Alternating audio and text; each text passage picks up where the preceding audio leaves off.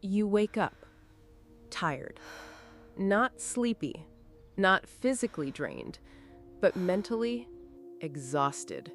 And the worst part, you didn't even do anything. You tell yourself you'll be productive today. You sit down to work, open your laptop, stare at the screen, and within minutes, your brain feels heavy, foggy, slow. So you assume something must be wrong with you. Maybe you're lazy. Maybe you lack discipline. Maybe you're just not built for focus. But what if I told you you're not exhausted because you're doing too much? You're exhausted because your brain never gets to rest. And the real reason might shock you. Let's get something clear. Mental exhaustion is not the same as physical fatigue. Physical fatigue comes from effort. Mental exhaustion comes from overload. And most people today are living in a constant state of cognitive overload. Your brain is processing notifications, messages, scrolling, emails, news, reels, shorts, ads, conversations, noise, decisions, comparison, pressure, from the moment you wake up until the moment you sleep. There is no silence, no stillness, no mental recovery. And your nervous system was never designed for this level of constant stimulation. Here's something most people don't realize. Your brain burns energy deciding what to ignore, not just what to focus on. Every notification you don't open, energy. Every reel you scroll past, energy. Every unfinished task in the back of your mind, energy. Your brain is constantly filtering, and filtering costs fuel. Imagine 100 browser tabs open at once. Even if you're only looking at one, the rest are still running in the background. That's your brain right now. And you wonder why you feel drained. Let's talk about stimulation. Every scroll gives you novelty. Every swipe gives you unpredictability. Every notification gives you anticipation. Your brain releases dopamine. Not the pleasure chemical, the motivation chemical. But here's the problem.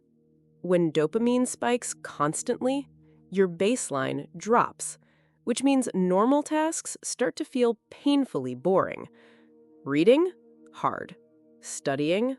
Exhausting. Deep work feels impossible. Not because you're incapable, because your brain has been trained to expect intensity, and real life doesn't move at scrolling speed. So when stimulation drops, your brain interprets it as threat, and exhaustion kicks in. The average person makes thousands of micro decisions daily. What to wear, what to eat, what to reply, what to click, what to watch, what to prioritize. Every single decision consumes mental energy. Now add social media comparison. Should I be doing more? Am I behind? Why are they ahead? Should I change careers? Should I start something new? Your brain never stops evaluating, and constant evaluation equals constant stress, even if you don't feel stressed. Mental exhaustion is often silent stress. Think about this honestly. When was the last time you were completely unreachable? No phone, no background noise, no screen, no input. Just you. Most people can't even remember because we've normalized constant connection. But constant connection means constant alertness. And alertness keeps your nervous system slightly activated. Not full panic, just low-grade vigilance. And low-grade vigilance over weeks, months, years turns into chronic mental fatigue. There are two states your nervous system can live in: safety or survival. In survival mode, your brain prioritizes scanning for information, threat detection, environmental monitoring. Guess what constant digital input feels like to your ancient brain? Unpredictability. And unpredictability equals alertness. Your system never fully powers down, which means it never fully restores. So you wake up exhausted, even after sleeping 8 hours, because sleep alone doesn't fix overstimulation. This is the part that frustrates people the most. I didn't even do anything today. Yes, you did. You consumed. Consumption is not neutral. Passive scrolling still stimulates your nervous system. Watching 10 short videos in 15 minutes is cognitive sprinting. Your brain is processing faces, interpreting tone, reading captions, comparing information, switching context every 5 to 10 seconds. That's mental gymnastics. But because you're sitting still, you assume you're resting. You're not resting. You're inputting. And input without recovery leads to exhaustion. Every time you switch tasks, your brain pays a switching cost. Check phone, back to work. Reply message, back to work. Open another tab, back to work. Each switch with residue, that residue accumulates. By the end of the day, your attention is shattered into fragments, and fragmented attention feels like brain fog, not because you're dumb, because your cognitive bandwidth is maxed out. Here's something subtle but powerful. Every post you see creates a micro-emotion: envy, curiosity, judgment, inspiration, anger, excitement, confusion. Even if they last 1 second, your nervous system still processes them. Now multiply that by hundreds per day. Your emotional system is constantly activated, and emotional processing consumes massive energy.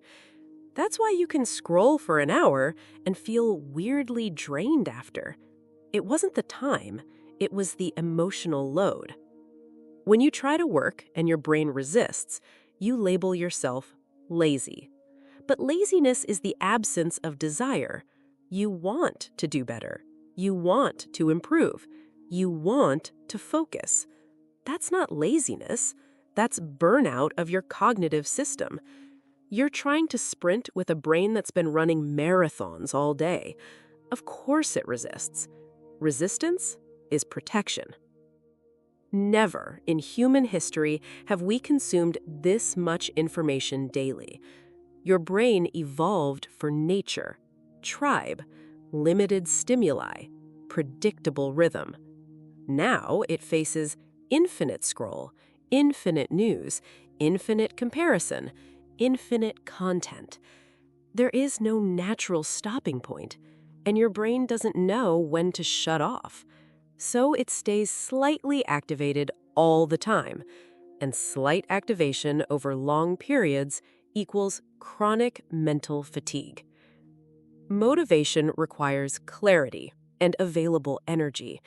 When your mental energy is depleted, your brain prioritizes low-effort dopamine, which means scrolling instead of studying, watching instead of building, consuming instead of creating. It's not weakness, it's efficiency.